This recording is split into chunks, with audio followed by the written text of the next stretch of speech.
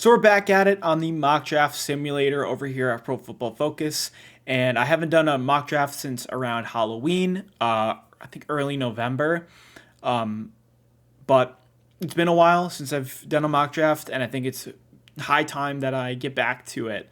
A lot of things have changed on the board, especially within the middle rounds. And a lot of prospects are going to be taken differently from when I took them in the last mock draft. But let's just get right into it. I'm not going to waste too much of your guys' time. Moving on to Carolina, I think I'm going to take a trade with this pick. I don't think that they necessarily are going to be in a position to take. I think I'm going to give them. Yeah, it's pretty good. We're going to force it. So I don't think they're in quite the position to desperately need a quarterback. I mean, Justin Fields is probably going to get that fourth year. I don't expect Ryan Poles to fire Matt Eberflus, and I don't expect Ryan Poles to be fired either. I think the Bears pretty much stay stagnant in where they are, and I'm going to end up taking Caleb Williams for the New England Patriots. The Patriots have a really good chance to end up as the number one overall pick. If the Carolina Panthers, Carolina needs to win 2 games or 1 game. They just fired Frank Reich. They might win another game this season, but it's likely going to be Carolina, aka the Panthers, not the Bears pick. Bears are going to be at 1 overall, but it's going to be the Panthers pick that was the first round pick last year for the Bryce Young trade. And for the Patriots, they just benched Mac Jones for the second time this year. They're the Bailey Zappi also is really not that good, and they need to take a quarterback, especially for Bill Belichick, who I think only has like 1 year left. If they fire him, it's a guarantee. It's a million percent quarterback at that point. Because if you hire anybody else, they're gonna pick a quarterback of their own, and the psychology around the Patriots is gonna change. But I think that the Patriots should go quarterback regardless. I don't think they should go the veteran route. I think it's rebuilding time in New England, and Caleb Williams. I know his season didn't go the best at USC, but I still think he's the best quarterback prospect in this draft class. Obviously, a Heisman Trophy candidate. Obviously, the best dual threat quarterback in this draft class.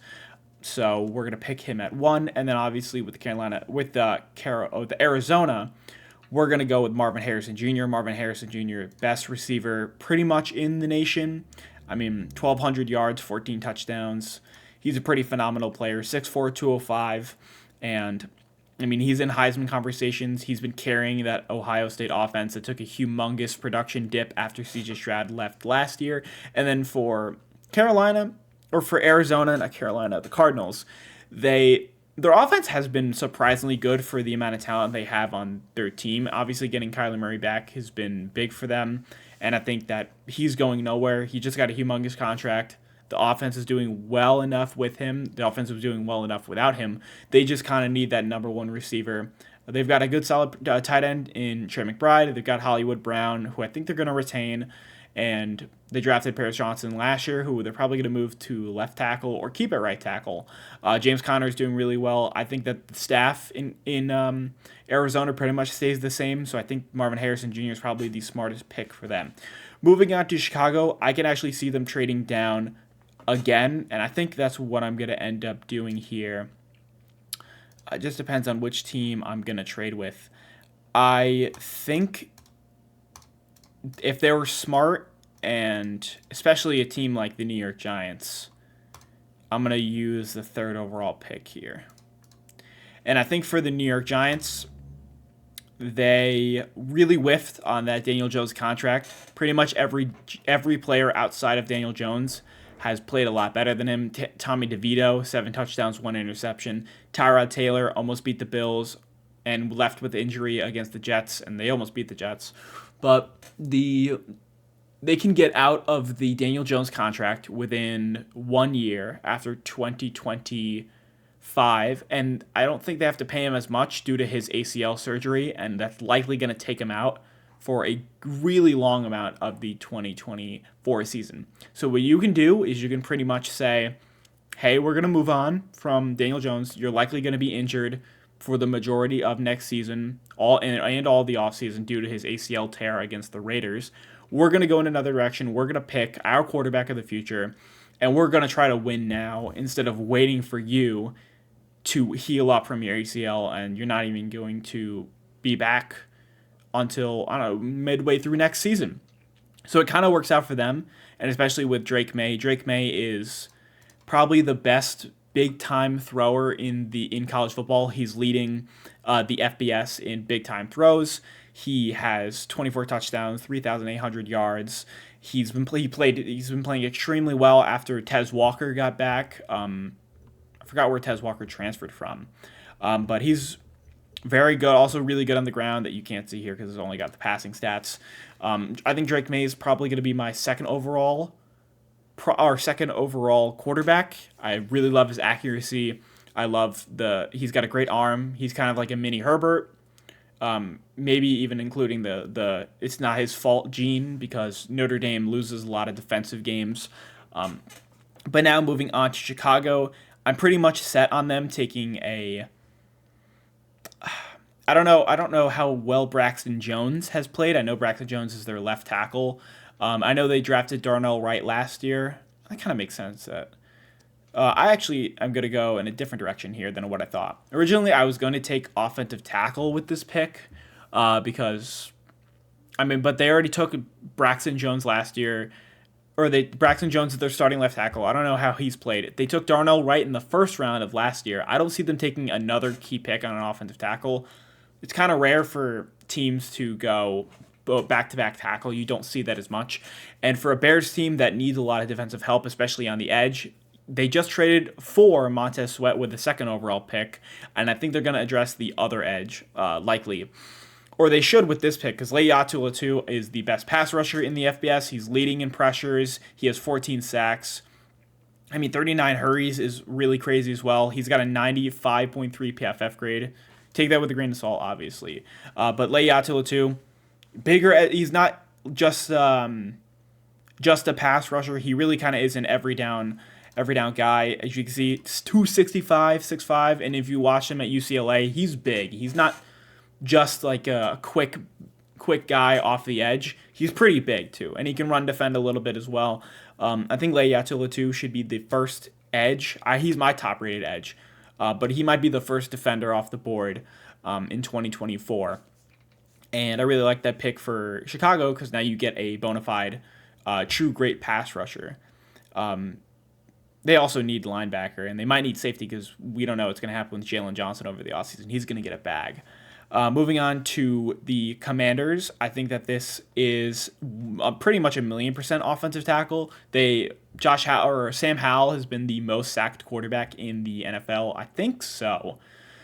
But their offensive line is pretty much the worst or the second worst relative to the Jets and maybe the Giants.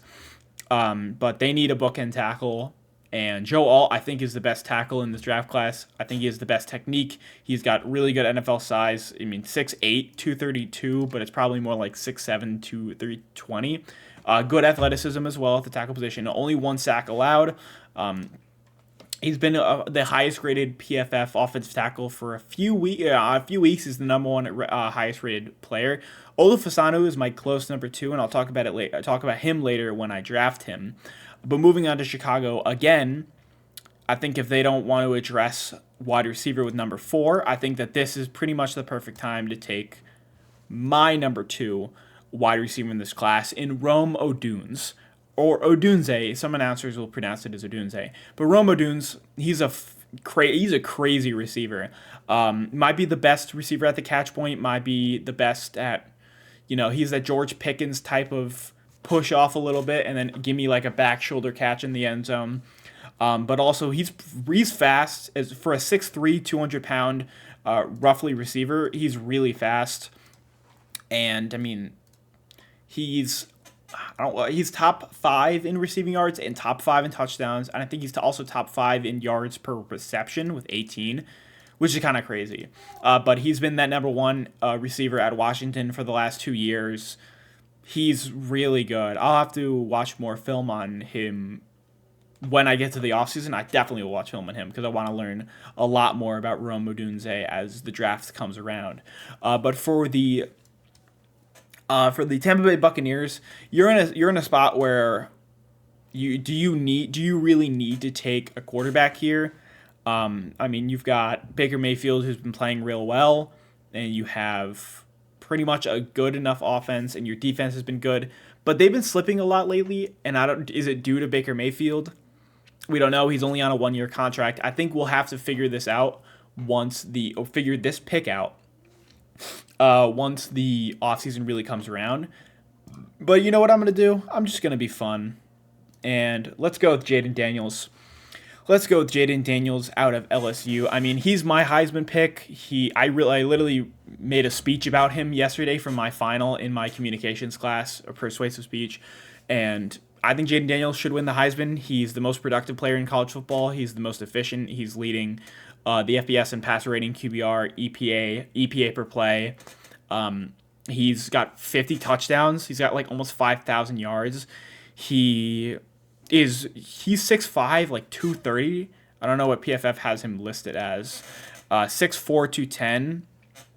He's a big quarterback, and he looks really big. He looks really big in game. He can like see over all the offensive linemen, and I mean he can get out of the pocket really quickly, and it's hard to grab him down because this dude's 6'4". He's almost like a Trevor Lawrence type of build. You know how Trevor Lawrence, when he gets going, he really is a downhill runner. That's kind of like Jaden Daniels. And Jaden Daniels got a cannon on him. I mean, LSU is the number one rated offense, and Jaden Daniels has like 20 touchdowns of 20-plus air yards. For 40-plus air yards, I think he's got like 10 touchdowns, something like that. He's crazy as a downfield thrower. It might be supported by his two incredible receivers, Brian Thomas Jr. and Malik Neighbors, but really do like Jaden Daniels. The only knock on him maybe is in the NFL level. I don't think he's going to be able to evade the pocket as well as in college football. College football sometimes you face a lot of not great teams, especially within the trenches on the defensive line. LSU's got a good offensive line, especially with like Will Campbell at left tackle. And then another thing is maybe a little bit of his accuracy. Sometimes it's really good, but sometimes he'll airmail it. But overall, I really like Jaden Daniels. I think he's my third highest rated prospect, and I think he's been the best quarterback in college football right now. But for the New York Jets, I know a lot of people will want to lean towards quarterback, but that's just not the biggest issue on the Jets right now. I think Olu Fasano should be, him and Joe Alt should be the two players that you're like looking for 100% for the New York Jets, and then also receiver. But I don't think the Jets are going to pick receiver because they picked Garrett Wilson in the first round a couple years ago, and they're not going to pick another one. I think more importantly, the New York Jets need to focus on their tackle gap. They're only going to have one tackle, I think, on the entire roster, outside of Carter Warren, who they drafted in the fourth round last year. You have Mekhi Becton, who they didn't pick their first year. They didn't pick the fifth-year option on Mekhi Becton, I'm pretty sure. So we don't know, or he's only got 1 year left on his contract. You're losing Dwayne Brown over the offseason as well. He was your original left tackle. Mekhi Becton was at the right tackle position, swung over to left tackle, and I mean, Max Mitchell has not been doing good in the backup role. Mekhi Becton just went out with another knee injury. He didn't play in the Black Friday game. And I think this was a big issue last year where the Jets wanted to find a tackle in the draft, but the Steelers jumped them with the Patriots for Broderick Jones, who the Jets were likely going to pick, made them go with Will McDonald. Not a great pick. Really not. But I think for the main thing with Olu Fasano is he's huge. He's like 6'6", 335-ish. He sometimes will get overpowered a little bit by bigger guys, like for example, when Penn State faced Ohio State, he got mauled by JT Tuimoloau. Tuimoloau is a really strong player, but I don't view him as an excellent pass rusher. And I'm thinking you go to the Jets, who have had massive tackle and guard struggles for the pretty much the entire year, and I'm a little bit afraid that he'll get overpowered by big NFL edge rushers. But I think Yeah, I mean he's also a really good prospect. He's strong as hell. He's a really good run blocker, and the Jets have been one of the worst rushing teams in the last 5 weeks. So Wolfus, they either him or Joe Alt make the most sense at tackle here for the Jets. I think quarterback, it's not really in play because Aaron Rodgers going to mentor another quarterback. Zach Wilson was already a rookie, or is still on his rookie contract. You're not going to have two quarterbacks on the rookie contract and Aaron Rodgers. Like, it's not going to make sense. And I think they pick quarterback once Rodgers and Zach Wilson are gone. And I don't if the Jets don't really succeed with Rodgers, I think that Douglas and I think that Robert Saleh are probably gone. If the whole Aaron Rodgers, if they don't at least make the playoffs, if they make the playoffs, I think their job is safe. But if we have another collapse, and I say we because I'm a Jets fan, huge Jets fan, but if we don't make the playoffs again, what are we gonna do? All right, so for the Chargers, they riffed. I'm not trusting the Chargers with drafting a receiver, man. I cannot see another bad receiver pick. Quentin Johnson, he's not good. But I'm leaning towards probably interior. I'm leaning towards interior defensive lineman right now, or outside boundary cornerback. But I don't think any of these guys, outside of maybe Nate Wiggins, are out of Clemson. Actually, let me go. Let me go with. I'm kind of struggling on this pick because I do think that Justin Herbert needs a real good wide receiver, and I think I'm going to convince myself. I really hope they don't whiff on Malik Neighbors. He's kind of cracked. He's phenomenal. He's leading the FBS in receiving yards with 1,500. He's crazy. I didn't think he was that big. He plays in the slot the majority of the time, but he's like 6 foot 200 pounds. And he doesn't move. Being 6 foot 200 pounds, he doesn't move like a 6 foot 200 pound kind of guy. He's super quick out of breaks, and he's fast. He's a deep threat through and through, and a great slot option. And I think for the Chargers, like can you rely on Keenan Allen for like the next 3 years? Can you like Quentin Johnson is obviously going to be a wave candidate in the next 2 years. Like he can't haul in, he can't haul in shit. But really like that pick for the Chargers, who obviously are going to invest in Justin Herbert. They're probably going to make a head coaching change. Is it going to be Kellen Moore that goes? That's the Kellen Moore Chargers offensive coordinator. Maybe he gets promoted to head coach, but Brandon Staley's got to go, man. He's god awful. Moving on to the Tennessee Titans, man. I'm probably going to take another receiver, to be honest. I'm going to take Keon Coleman. I think another candidate would be, I don't know why they have Troy Franklin. This is sometimes PFF's like negative aspect. Like Troy Franklin and Brian Thomas, I think are both first round likelies or close to, and they're like second round. But like you get Brian Thomas Jr. in the second round, you're gonna get like a 1,000-yard level receiver. You're gonna get Troy Franklin in the second round. You're gonna get a crazy steal. That's kind of PFF how they go sometimes. But Keon Coleman, love him a lot at the catch point. He's maybe not the best out of his route breaks, maybe not the best route runner, maybe not have the best route tree, maybe not have the best statistics. He's got like only, I think, 700 receiving yards, 369. But what I'm looking for is he's insane at the catch point. He does not have any drops on the season. I'm pretty sure it's 0. And for Tennessee, you could get another. Keon Coleman's like an A.J. Brown type of receiver. Keon Coleman's big, and he's athletic, and he's really good as an acrobat. I think my comp will probably be not George Pickens for Keon Coleman, but like a mix of a great catch point receiver, somebody who's not maybe the best out of his routes, but can be pretty much a one-on-one win every drive. And maybe why he doesn't have the best stats is because he's sometimes injured. He's not always on the field. And also with FSU, they're a balanced offense. They run a lot.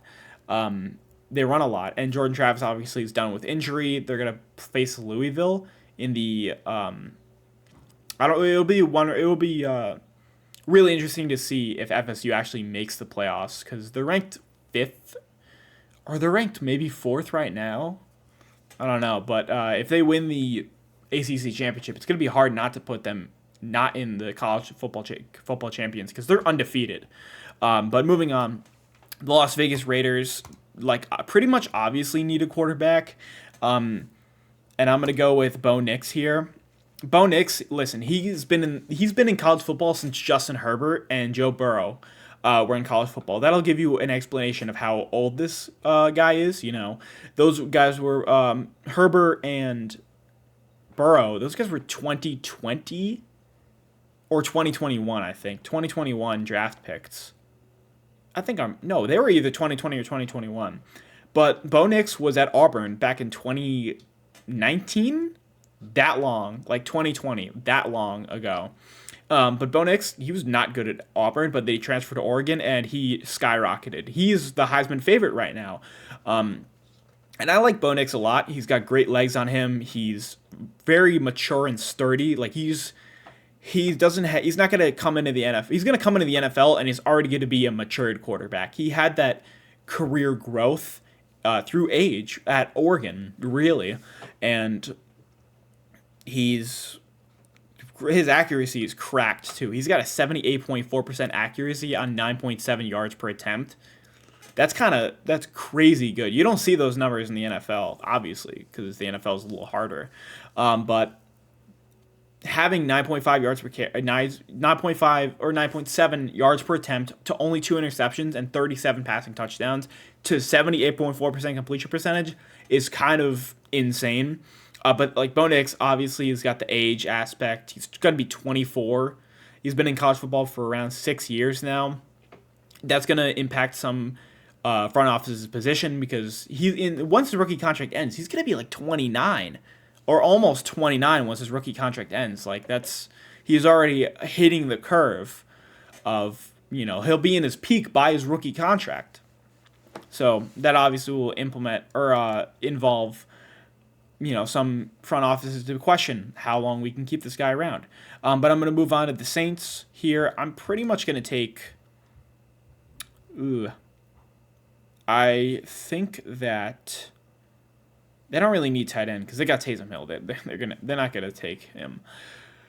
I think that I would love to take quarterback. Realistically, I would love to take quarterback, but they're not gonna move on from Derek Carr. I think that they're in a weird position because they're not desperate for any position. But I'm going to go with Kool-Aid McKinstry. I would also see Nate Wiggins because Nate Wiggins makes a lot of sense. Clemson runs a lot of man, and the Saints run a lot of man. But I think they already have that, big Marshawn Lattimore, big press cornerback. And then what they have on the other side is Paulson Adebo, who's more playing of a flat zone. And Paulson Adebo kind of gets burnt or kind of gets destroyed sometimes. He's a ton of pass deflections. But he is not a great tackler at all, and he's not the best in coverage. And I think they need another really good cornerback outside of Marshawn Lattimore. I think they're going to be fine at edge. They drafted Brian Bresee in the first round last year, so they're not going to pick a guy like Drazon Newton. But Kool-Aid McKinstry, technically really sound. His footwork is something that stands out on tape for me. I watched a little bit of his tape last year. But he's got solid size. He's kind of thin for a cornerback, but that kind of doesn't matter. He's around 6 foot, 190 pounds. He'll be probably 180 by the combine.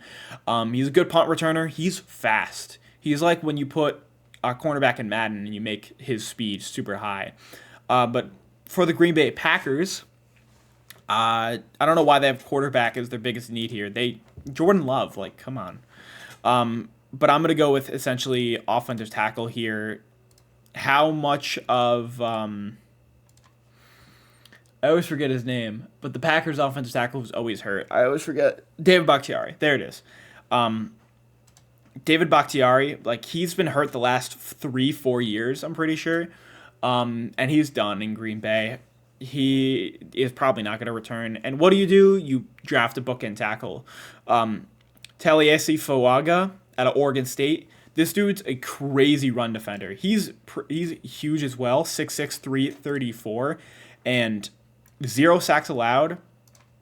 I think that's it's tied for the least in the FBS, but he's also the highest graded run blocker in the FBS, and he's a mauler. He's one of those mauler type of offensive tackles. And I think for Green Bay, who they don't establish the run well kind of at all, AJ Dillon is their main. I think he's had the most carries on the team, and AJ Dillon is not an efficient runner at all. And then when you have Aaron Jones, who's your explosive back, you need a better run defender you need a better run defender pretty much all around the offensive line. Ezrin Jenkins, I think, is at right guard. He moves to right tackle a lot, or maybe he's on the left side. He moves around a lot. But you need a book and tackle here. Go with Talawasi Fuaga, and pretty much make the pick, and that's it. For the Rams, I would love for them to take offensive tackle here, and I think I'm gonna actually. I don't know, because they have Robert Havenstein still at right tackle, I'm pretty sure. But they need a left tackle. They need a bookend left tackle. And I wouldn't. J.C. Latham and Artemis Mims are both true right tackles. I'm probably going to end up going with edge rusher here. And I think that's going to end up being Dallas Turner. Dallas Turner is also top 5 in pressures in the FBS. He has. They're saying 9 sacks. I think ESPN might have more, but really good pass rusher. He is not the best run defender, but he's really great pass rusher. He's got great bend off of the edge, and I think for the Los Angeles Rams, who are probably going to lose Aaron Donald over this offseason, he's been flirting with retirement for the last 2 years, and I think this year he's pretty much set to be done. I mean, he's started to hit that decline, but he gets double teamed too much. Poor Aaron Donald. But Dallas Turner, phenomenal prospect out of Alabama. I think he might be either the best pure pass rusher or the second best compared to Le'Yatu Latu, who I drafted at 4th overall.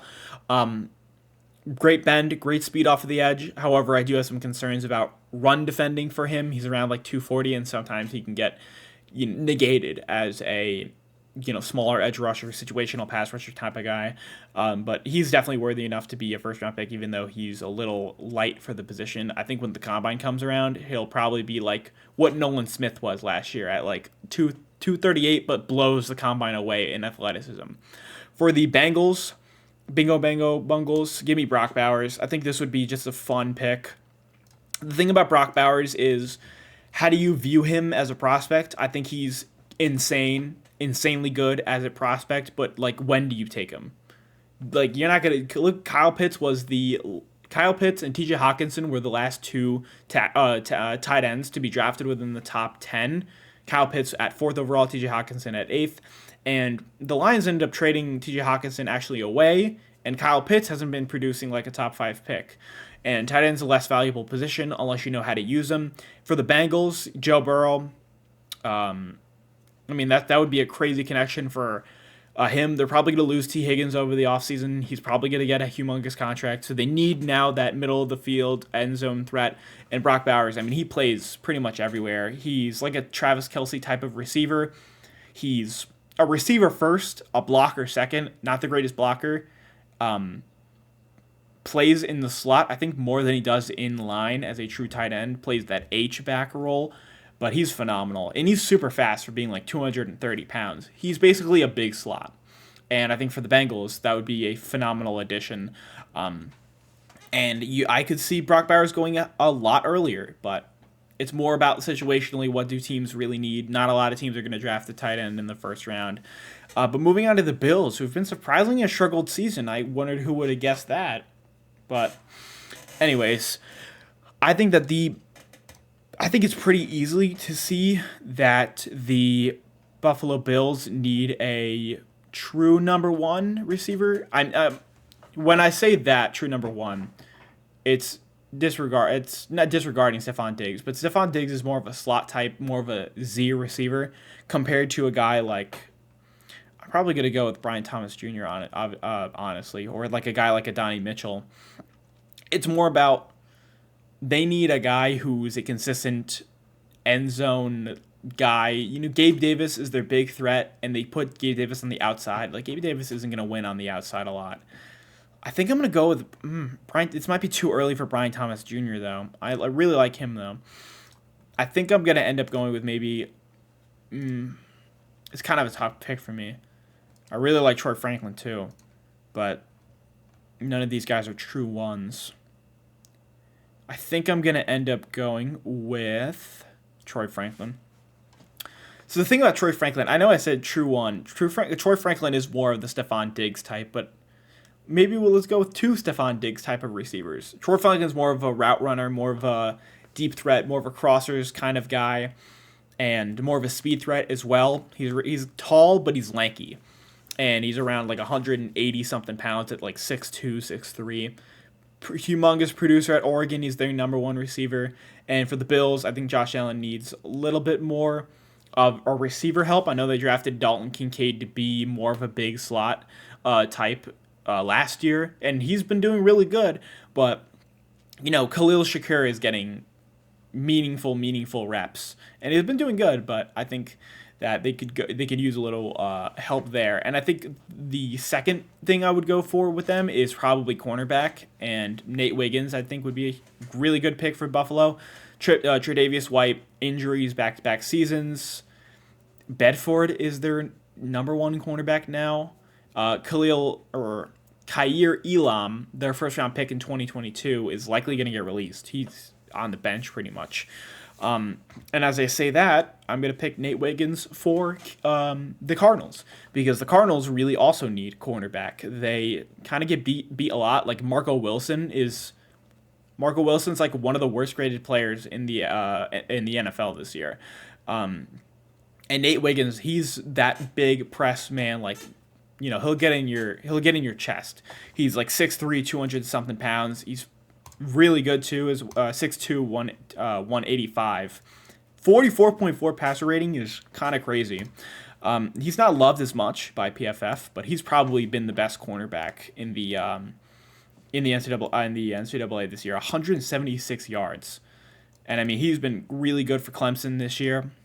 Like him as a prospect a lot. He's bigger, and I think that the Cardinals really do need that, especially on the boundary.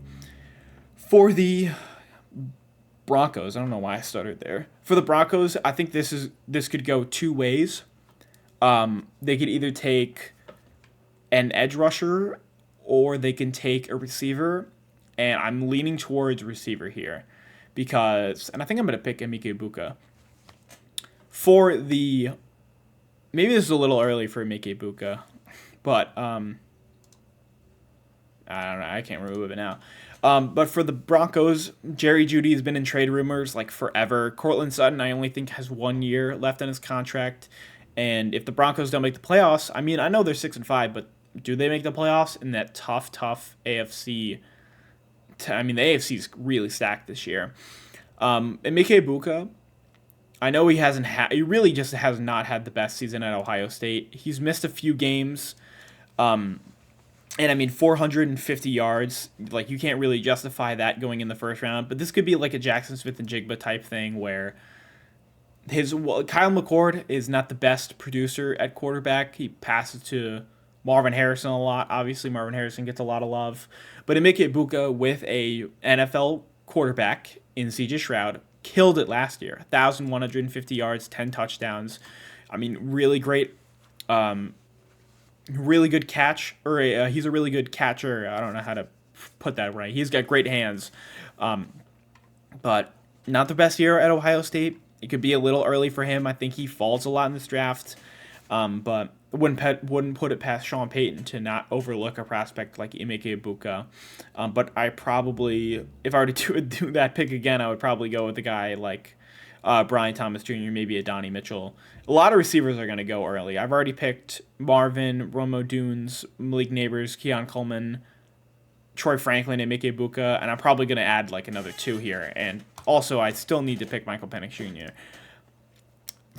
And as I say that, I'm going to go with Michael Penix Jr. here. I think this is a Band-Aid, really. All right, so I like Michael Penix Jr. a lot. He's got great deep field accuracy. He's got good poise in the pocket. He's leading the FBS in passing yards.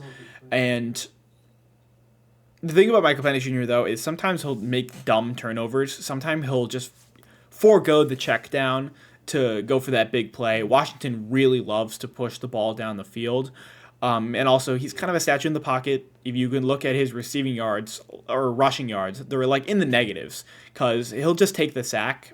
He's not very mobile. He's also an old quarterback with a ton of injury history. He's got 2 ACL tears, shoulder injury. He's 24 years old. There are a lot of negatives on Michael Penix Jr., but I think he could be a solid NFL producer. I know that a lot of teams are looking for more of a mobile quarterback, but it's pretty much been a band-aid on the solution because they've had quarterback turmoil ever since Matt Ryan left.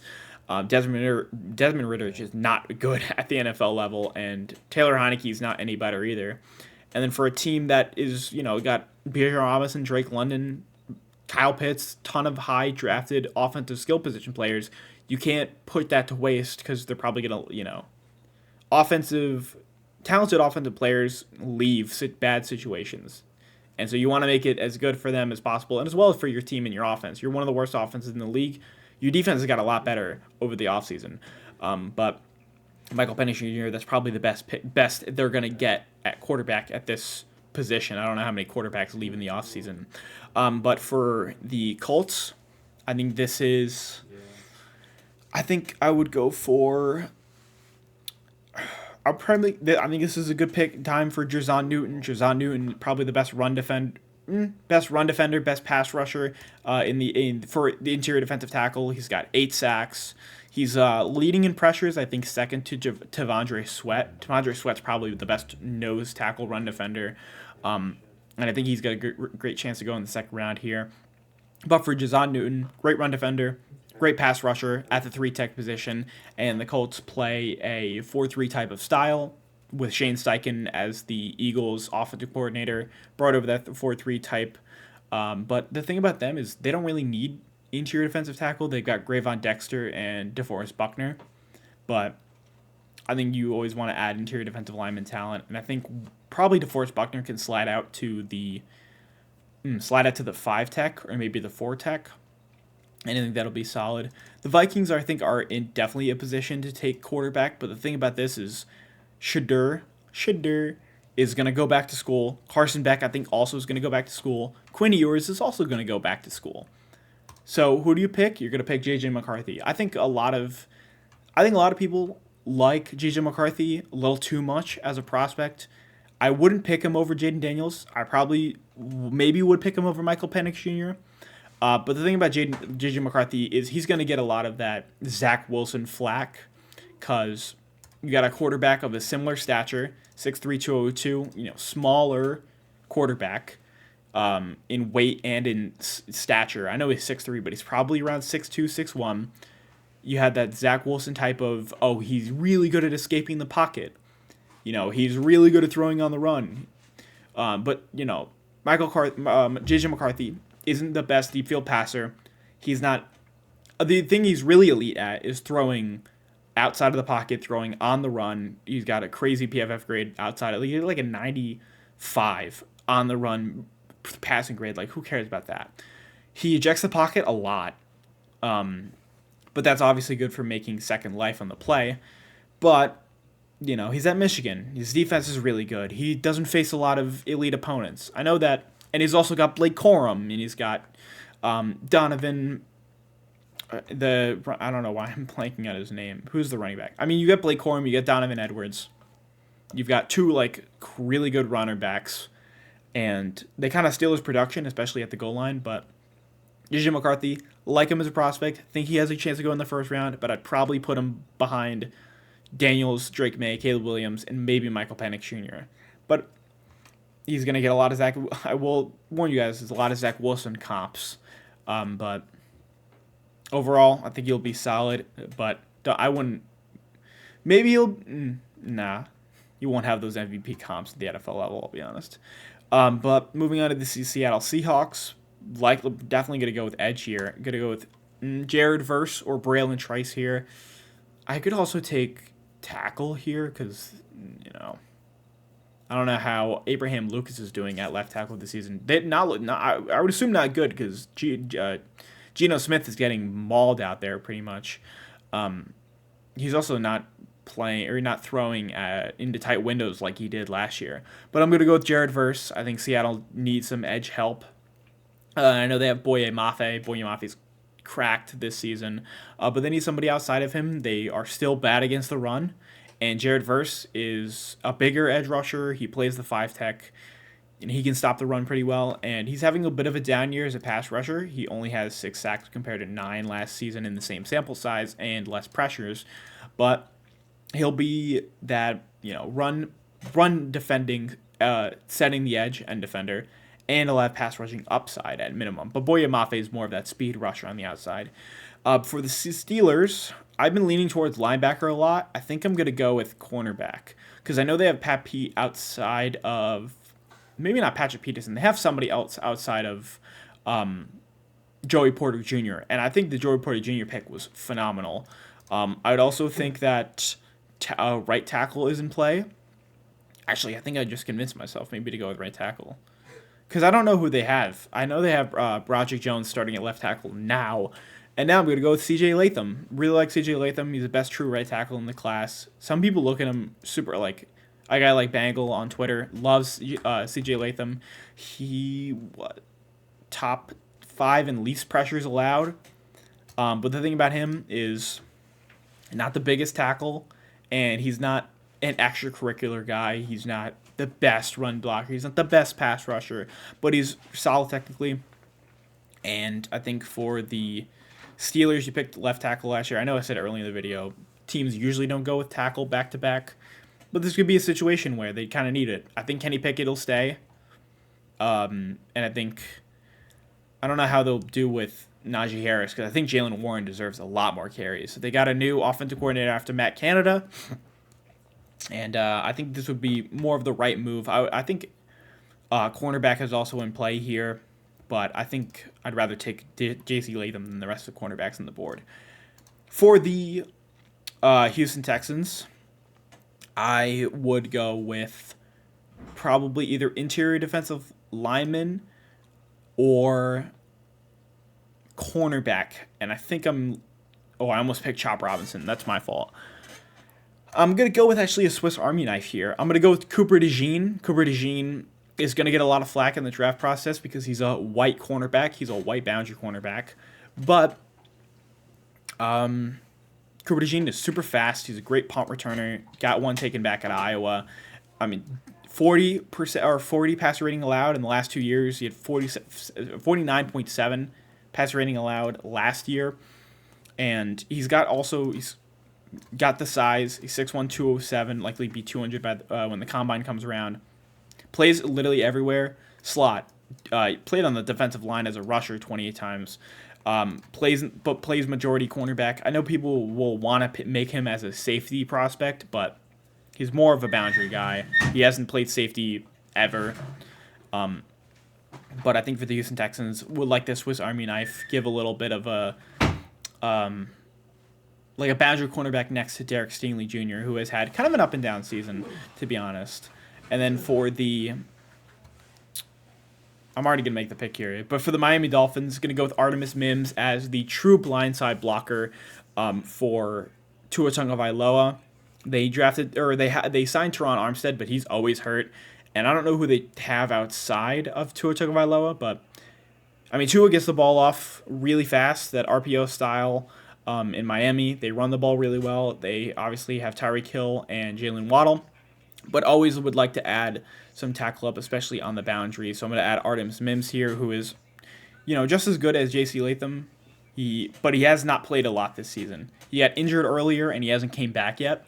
But I still think a lot of people view him highly, highly as a prospect. I think he was leading the FBS in pressures allowed, or the least pressures allowed, before he got hurt.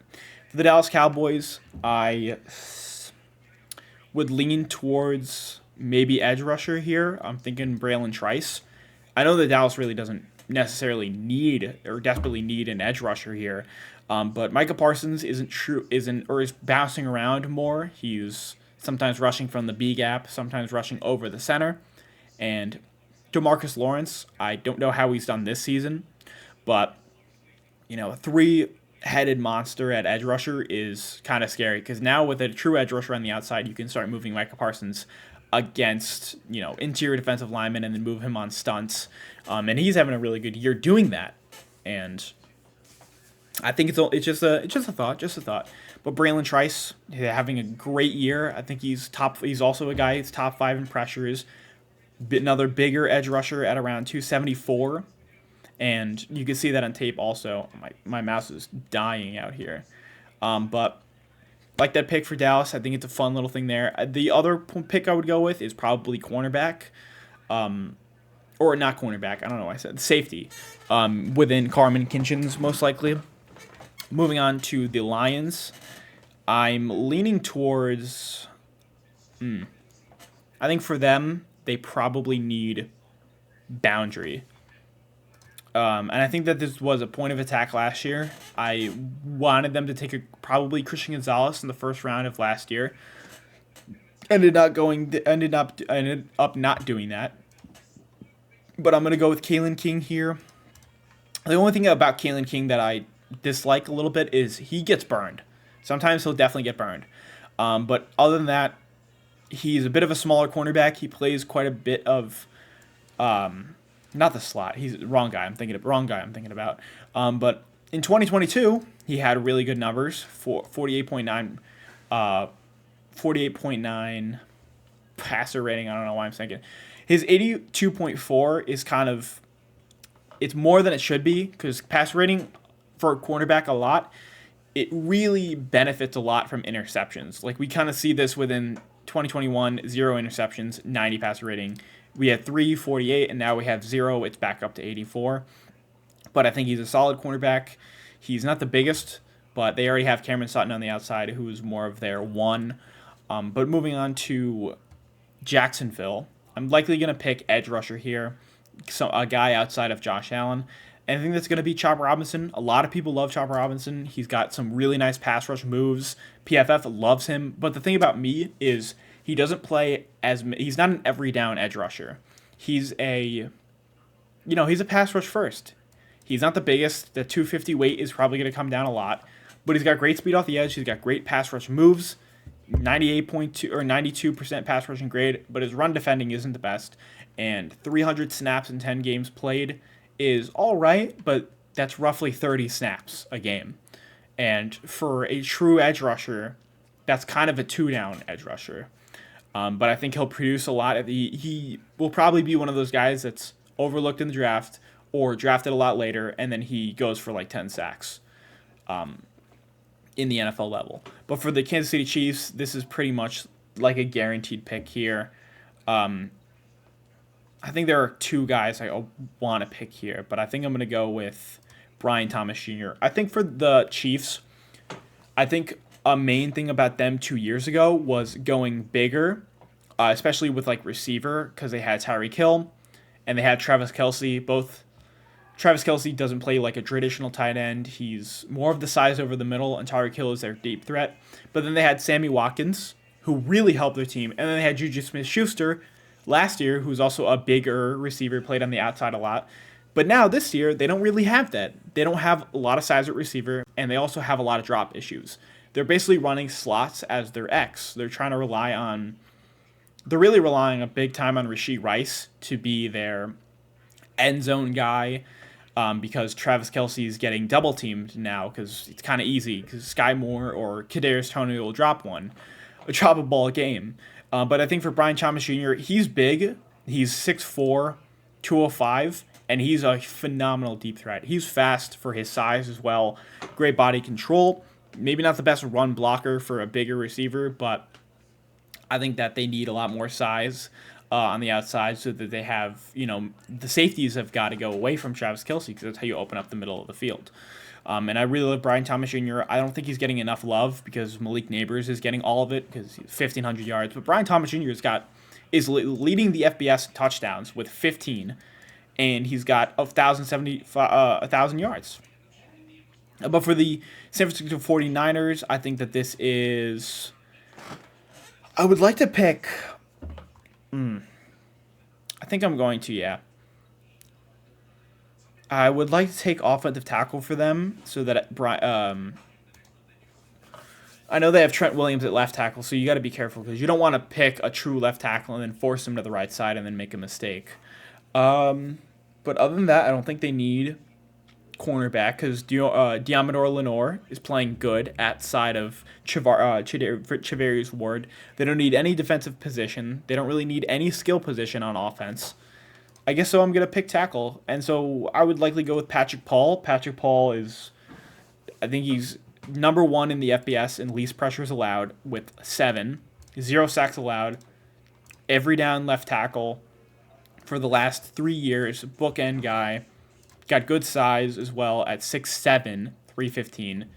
But the thing about him or the thing about pretty much all of these edge rushers or all these tackles is, you want to move him to the right side. The next right tackle here is Kingsley Sumatai, maybe Tyler Guyton. Maybe he's a left tackle. I'd love to research that now. No, he's actually a right tackle. So the next best right tackle would be Tyler Guyton. They're probably going to wait for that pick. But San Francisco 49ers, really good team, especially with their skill position players. And then for the defense, they've got bookend guys. They don't need linebacker. They don't need edge rusher. They don't need interior defensive lineman or safety.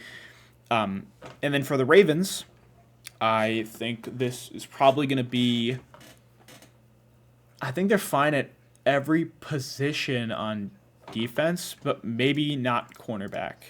But also, I would kind of shy away from the rest of these guys, like Tieron Arnold, Josh Newton. Arnold is skyrocketing up draft boards, but like Kamari Lassiter, like there aren't that many great cornerbacks that I would take in the back end of the first round.